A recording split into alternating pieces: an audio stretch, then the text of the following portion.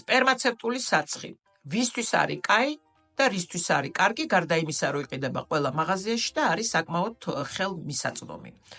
პირველ რიგში ეს საცხი გამოადგება მათ, ვისაც აქვს მშრალი ან გამომშრალი კანი. განსაკუთრებით ზამთრის პერიოდში, როცა გარეთ არის სიცივე და ბინებში გვაქვს ჩართული გათბობა და კანი ზედმეტად შრება.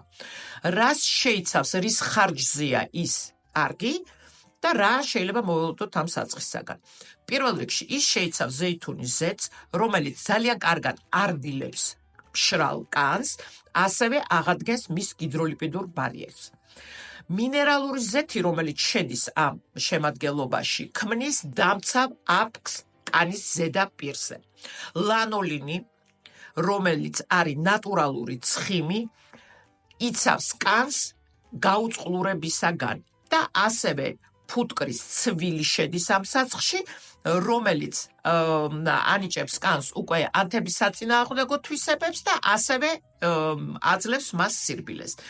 აი ამ შემადგენლობით ეს საცხი, როგორც თქვი, გამოსადეგია მათთვის, ვისაც აქვს მშრალი კანი.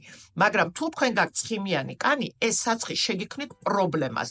იმიტომ რომ მინიმუმ არ გამოატარებს თქვენს ცხიმს კანის ზედაპირზე და შეგიქმნით უკვე სხვა პრობლემებს, რომელიც ამასთან იქნება დაკავშირებული. აი ეს გავითვალისწინოთ. აბა წარმატებულ არჩევანს გისურვებ.